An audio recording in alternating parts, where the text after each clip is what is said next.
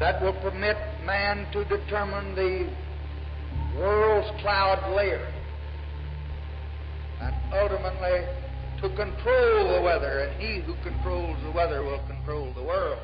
Viral posts on X, videos on TikTok claiming the government is spraying chemicals from the sky. Are chemtrails real? Part of a secret geoengineering program? Spraying chemicals like aluminum to control the climate? This is just another crazy conspiracy, right? Or is there something to it? Today, we're gonna ask the question they don't want us asking. Like the video and subscribe to the channel, and let's get into it. In the age of global warming, scientists have proposed wild ideas in order to cool the planet. One such idea, spraying aerosols into the sky to reflect sunlight. It's called solar radiation management. And it's not just a theory, it's being studied, funded, and possibly implemented. In 1996, the U.S. Air Force released a strategy paper detailing how weather could be used as a weapon. By 2025, patents exist for spraying devices mounted on aircrafts. DARPA has openly funded atmospheric manipulation research. And when you look at the sky, sometimes you see it happening already. Independent labs in California and Europe have found insane levels of aluminum in rainwater and soil under flight paths. One study found 15,000 micrograms per liter of aluminum where planes fly, compared to just 150 in areas where they don't. NASA satellites in 2023 reported a show of 5% thicker aerosol layer in the stratosphere, right where these trails form. Ground sensors pick up less sunlight, global dimming up to 5% in some areas. And those trails, they're turning into clouds, boosting cover by 10% with aluminum particles inside.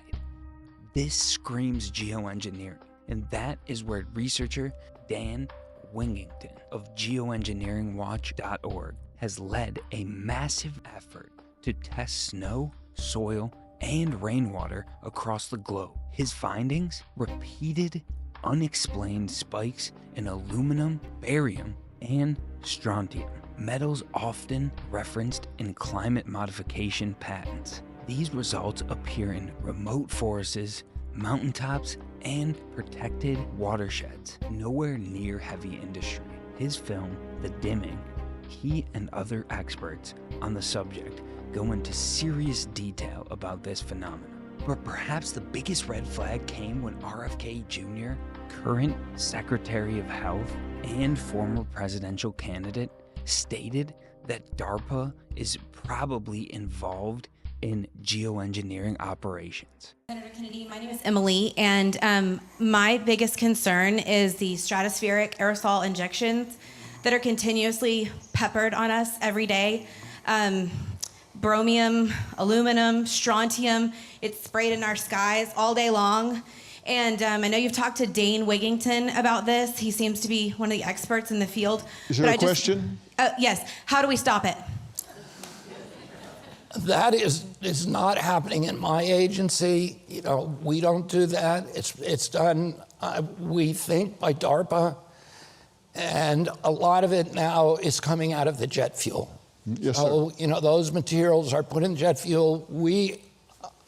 I'm going to do everything in my power to stop it. We're bringing on somebody who's going to think only about that, find out who's doing it, and holding them accountable. He's not alone.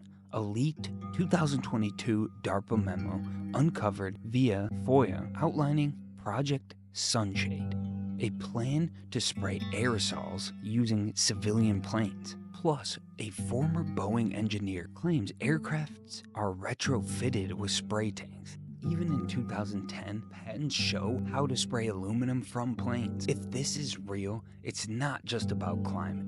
Forests are dying, the soil's turning acidic, and fish are loaded with aluminum. This is our planet and our health. Most of us live our lives unaware of what's happening right above our heads. But the evidence, from lab results to whistleblowers, from government documents to political admissions, is painting a picture we can't simply ignore. Maybe it's time we stop calling geoengineering a conspiracy theory and start demanding answers. We need to support independent air and water tests, because really, who could object to having clean air and clean water? We also need to start questioning the whole system, because we deserve the truth about what's not just in our skies, but the truth about everything we are forced to endure.